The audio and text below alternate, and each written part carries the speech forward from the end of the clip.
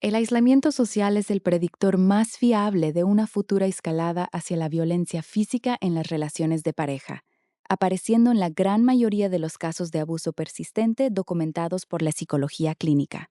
No empieza con un portazo ni con una prohibición explícita de ver a la familia o a las amistades.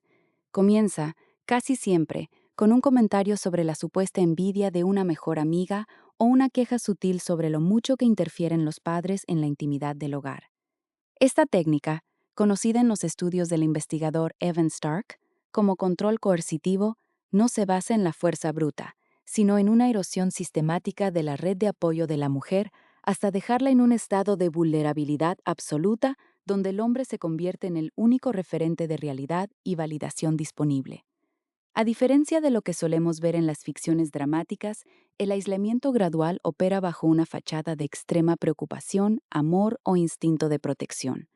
Esto es lo que lo hace tan peligroso y tan difícil de detectar, tanto para la persona que lo sufre como para su entorno más cercano.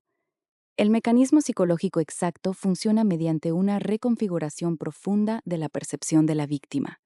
El agresor utiliza lo que en psicología denominamos refuerzo intermitente, que consiste en alternar muestras de afecto muy intenso con críticas veladas y constantes hacia el mundo exterior.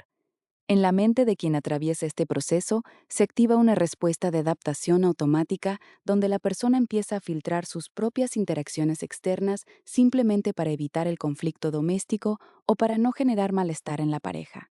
La base de este comportamiento se encuentra en una necesidad patológica de dominio y en la creación de una dependencia emocional y social total. Para el agresor, el control no es un efecto secundario de su inseguridad, sino el objetivo principal de la relación.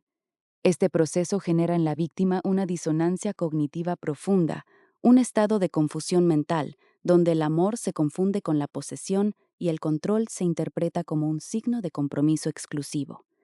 Ella siente que él la cuida tanto que nadie más es necesario, mientras que, en realidad, él está desmantelando las vigas que sostienen su estructura de apoyo emocional. Los patrones de comportamiento documentados revelan una progresión típica, que comienza con la descalificación de personas específicas dentro del círculo de la mujer. Casi siempre, las primeras víctimas de esta campaña de desprestigio son aquellas personas que poseen un pensamiento más crítico o que podrían tener la capacidad de alertar sobre el abuso que está comenzando a gestarse. El hombre puede inventar ofensas que nunca ocurrieron, exagerar malentendidos triviales o mostrarse sistemáticamente victimizado por el entorno de su pareja. El mensaje implícito es que el mundo exterior es hostil, que nadie la quiere como él y que sus amigos o familiares son, en el fondo, una amenaza para la estabilidad del vínculo. La escalada continúa con lo que los terapeutas identifican como el sabotaje de eventos sociales. Es una escena recurrente en estos casos.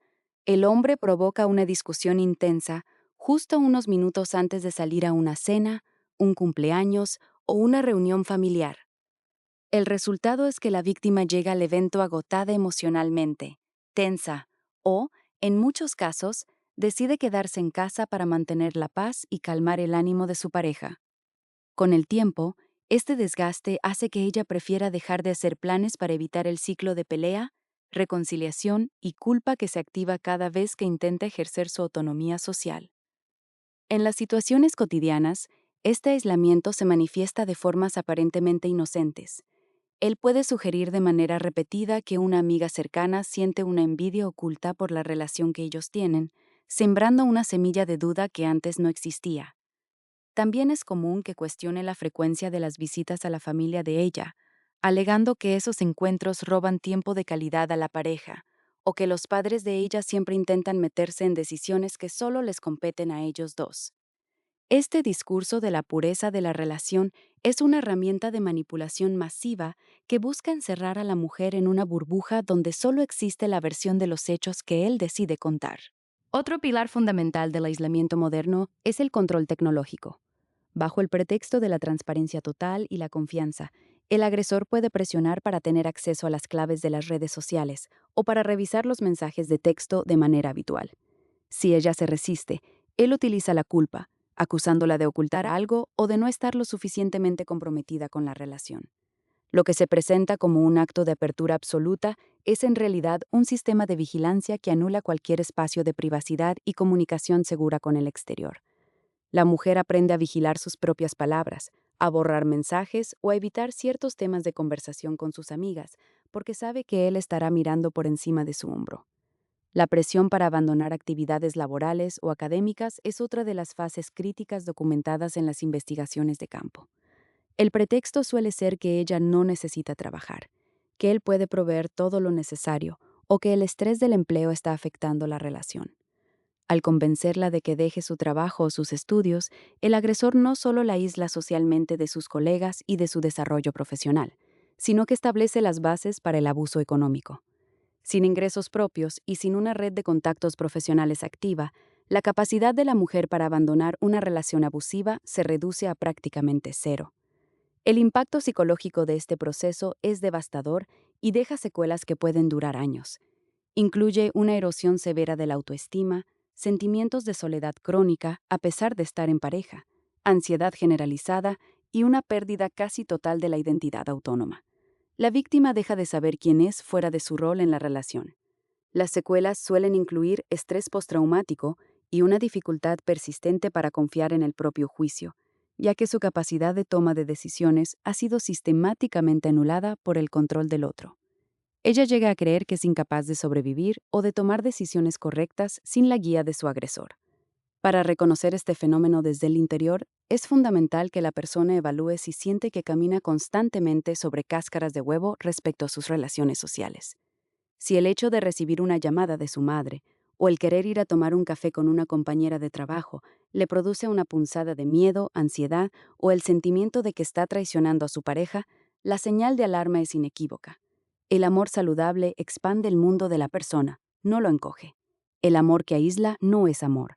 Es una táctica de guerra psicológica diseñada para el desempoderamiento. Las estrategias de defensa y salida que han demostrado ser efectivas se centran en la reactivación cautelosa de la red de apoyo. Es necesario buscar aliados que no hayan sido totalmente alienados por la narrativa del agresor. A veces, esto implica pedir perdón a personas de las que se distanció y explicarles lo que ha estado sucediendo. La intervención profesional de un psicólogo especializado en violencia de género es crucial en este punto para desmantelar la lógica del manipulador y recuperar la soberanía emocional. Solo a través de la validación externa y la reconexión con la realidad social se puede romper el hechizo del aislamiento. La recuperación de la autonomía implica entender, de una vez por todas, que el aislamiento no es un efecto colateral del amor intenso o de una personalidad protectora, sino una elección deliberada de control. El agresor sabe perfectamente lo que hace cuando critica a tu familia o cuando te hace sentir culpable por tener una vida fuera de las cuatro paredes de tu casa. Él sabe que una mujer con amigos, con trabajo y con una familia presente es una mujer difícil de dominar. Por eso, su primera tarea es dejarte sola, porque la soledad es el terreno donde mejor crece el abuso. Cuando una persona empieza a recuperar su red de contactos, el agresor suele reaccionar con una escalada de victimización o de ira, intentando recuperar el territorio perdido. Es un momento de alto riesgo, pero también de una importancia vital para la libertad futura. Recuperar la soberanía sobre el propio tiempo, sobre las propias amistades y sobre el propio teléfono móvil es el primer paso para salir de la celda invisible que se ha ido construyendo durante meses o años. La validación externa, el hablar con otros y el contrastar las percepciones propias con la realidad objetiva son las mejores armas contra la disonancia cognitiva que produce el maltrato.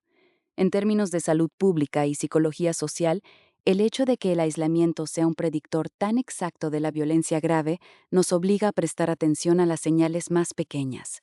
No podemos permitirnos ignorar el momento en que una amiga deja de acudir a las citas, cuando una hermana empieza a poner excusas extrañas para no vernos, o cuando vemos que un hombre asume el papel de portavoz exclusivo de su pareja en contextos sociales.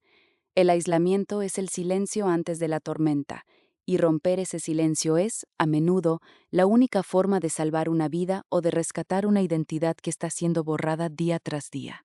A menudo, las personas que logran salir de estos ciclos relatan que lo más difícil no fue el momento de la separación física, sino el proceso previo de darse cuenta de que habían sido manipuladas para alejarse de todo lo que amaban.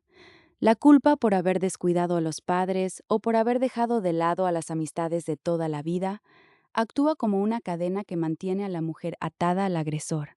Sin embargo, es fundamental comprender que ese distanciamiento no fue una elección libre, sino el resultado de un condicionamiento psicológico diseñado para anular la voluntad.